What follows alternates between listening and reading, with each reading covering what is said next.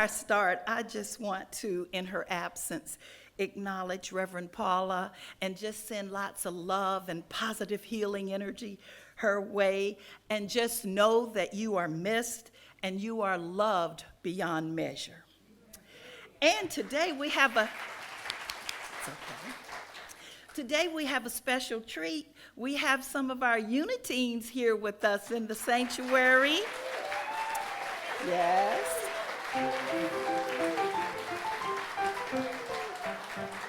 And we have our Eastern Regional Consultant, Miss Janelle Renshaw, here with us. Thank you for coming.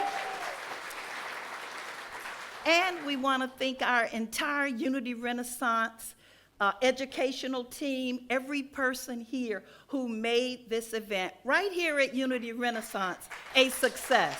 Thank you. Thank you. Yes. And I'd like to start with the quote. You all have heard it before. It became my philosophy about 20 years ago. I don't know who wrote it, still have not been able to find out who did, but it's what I believe. And I'd like to share my philosophy with you. It says, I would not interfere with any creed of yours or want to appear that I have all the answers. There is so much to know. So many things are true. The way my feet must go may not be right for you. So I give this spark of what is light to me to help guide you through the dark, but not tell you what to see. Can we really have it all? That's the question. When you ask most people, they will respond, heck no. Because they have been taught since childhood and through mass consciousness that it is only for a select few, that it is not for them. So today, I would like to challenge you to think outside the box. I invite you to take this journey with me today into the thought of unlimited possibilities. Be open to the idea that anything is possible. When I was very active in the community, especially with the young people, they would always ask me, how come that person has so much money? And why are they so rich? And then why do other people live in the ghettos? Why do they live and die poor? Why is that? Is it meant that most of us are here to struggle and not be successful? So I would like to start with this statement that has been life-changing for me. I've heard it many times, but it really resonated with me when I heard it from an author named Mike Dooley, who was in The Secret. Many of you probably remember seeing that quite a while ago. And he coined the phrase, thoughts are things. So he encourages us to only focus on the things that we want to see manifested in our lives. Don't dwell on anything that you don't want to experience in the natural, in this physical realm. And when you are expressing your desires, say what it is you want, but also leave an open phrase, this or something better. Because sometimes what you want, what you have in mind, the universe, God, the divine, has something way bigger and better than you can even imagine. So stay open. So what we can do is ask for help to get rid of old belief systems, expand what you believe is possible, which means letting go of old ideas and old rules that we have lived with for a long time. What I'd like to do now is share a couple examples. Not to say that you would like each one, but I chose them for a reason. These are people who think outside the box, which I'm encouraging all of us to do. The first person I know you're very familiar with is Elon Musk. He has been listed by Forbes magazine as the wealthiest man in the world. And he's been on the news recently because I think he put in a bid or offer for about $40 billion to buy Twitter. He is also the CEO of Tesla, of SpaceX, the Boring Company. And one thing, if you do research on him, you will find he thinks outside the box. And that's how he has been able to accumulate the things that he has. The second example I have is Richard Branson. He is a billionaire, a British billionaire. He dropped out of high school when he was 15 years old because he suffers from dyslexia.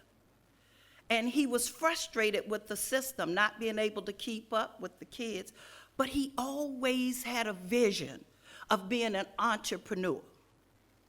He never gave up, regardless of what happened in his life. And today, he has interest in over 400 different companies. The Virgin Group is one of the main ones. He has his own airline. He has his own charter boats. He has his own shipping line where people can even go and book tours now. This has recently been in the last few years that he's done that. But he has done so much because he thought outside the box. He didn't let his learning challenge define him. He decided, this is what I want, and I'm not going to give up.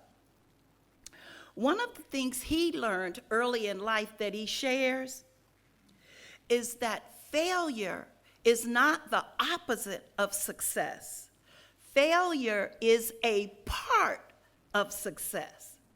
See, so many of us get discouraged if we fail at something. But if you talk to people who are truly successful, truly wealthy, truly happy, because it's not just all about money, but that are truly happy, you will find that they failed numerous times on their way to achieving their goals and being happy with their life right where it is now. The next example, a lot of young people will be able to identify with this, is Jay-Z. He's married to the beautiful Beyonce. Jay-Z came from what we call the hood. He was at one time involved with drugs, and he did a lot of things that were not in integrity. But as he grew, he learned better, so he lived better.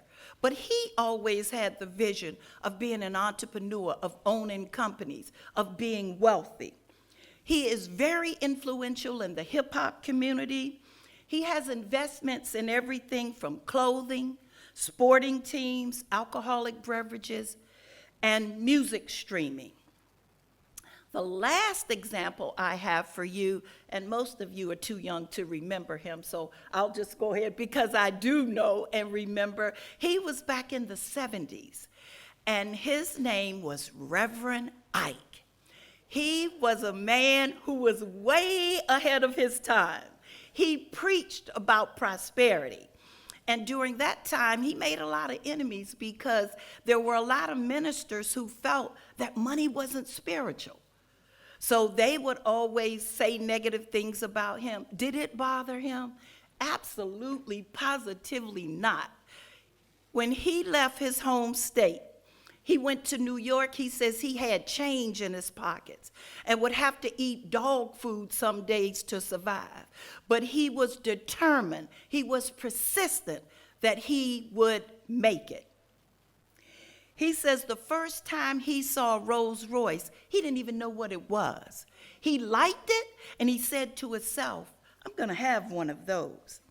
And he had a slogan that he would teach his congregation, and he says, you can't lose with the stuff I use. And he would tell them, come on, dream big. Don't be afraid to set your goals high. Don't be ashamed to want wealth and prosperity. There's nothing wrong with being rich, with being wealthy. Before he transitioned, I think it was in 1997, he owned 16 Rolls Royces that were all paid for in full.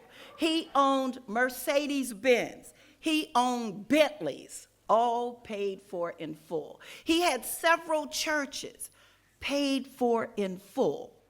He had several church homes paid for in full. So what I'm trying to do is get the message across. If we believe, if we're determined, if we hold the vision with the faith, anything is possible. We need to get out of the box. Get out of the belief that we can't have this, but you can have that. We want to change. I remember Dr. Johnny Coleman used to always say, it works if you work it.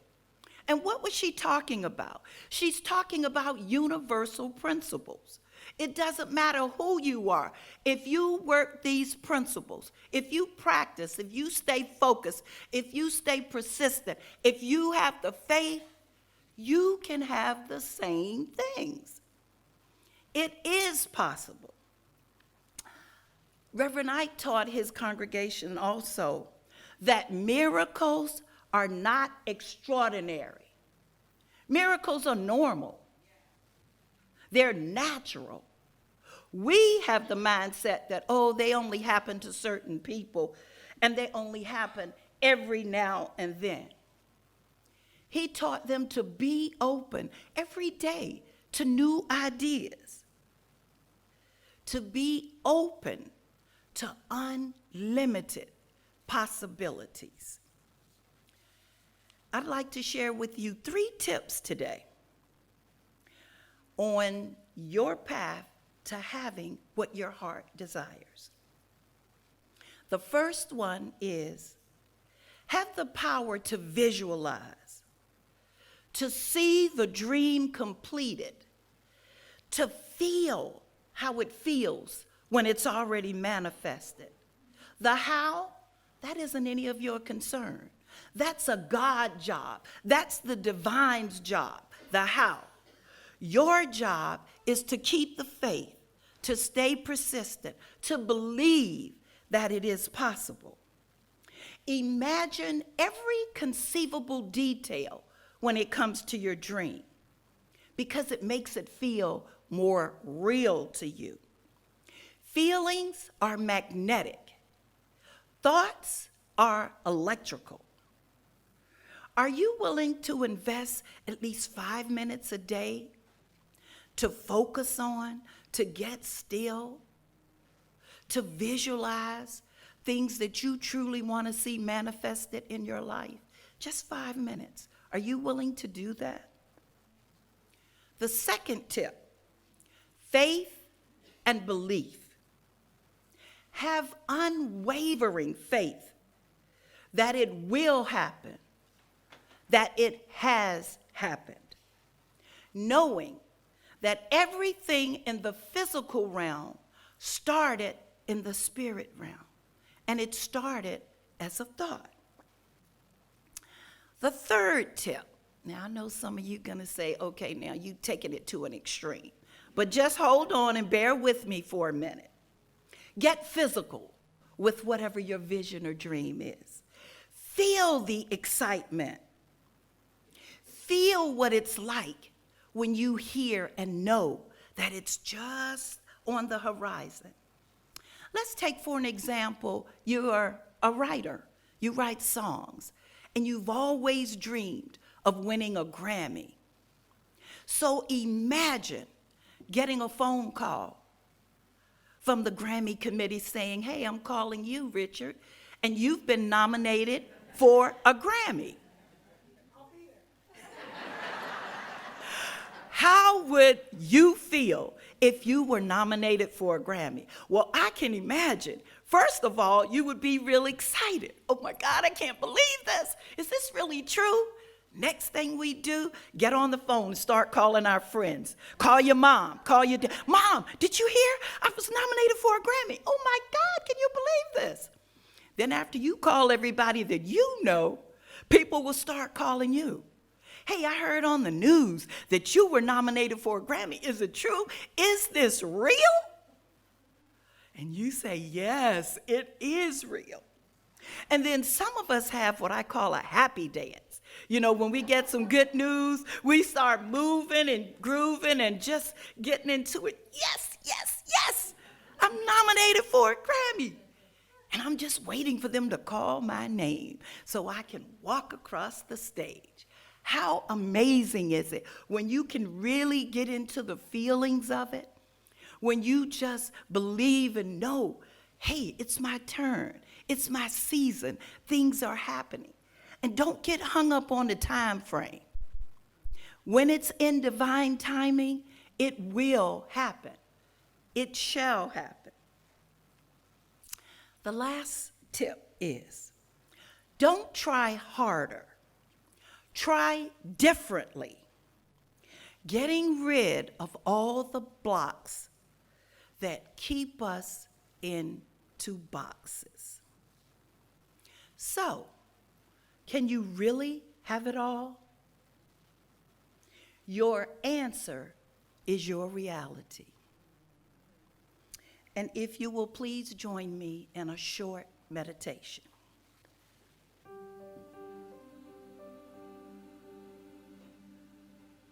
If you will please close your eyes if you feel comfortable.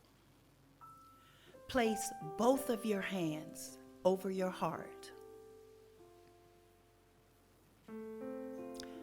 Take a deep breath in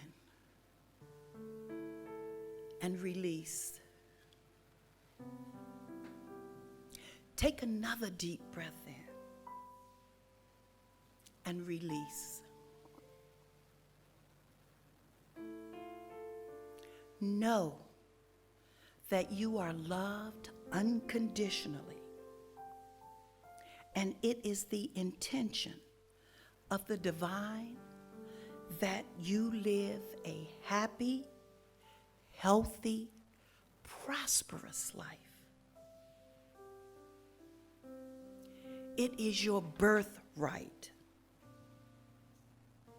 Declare that you will remain open to divine guidance.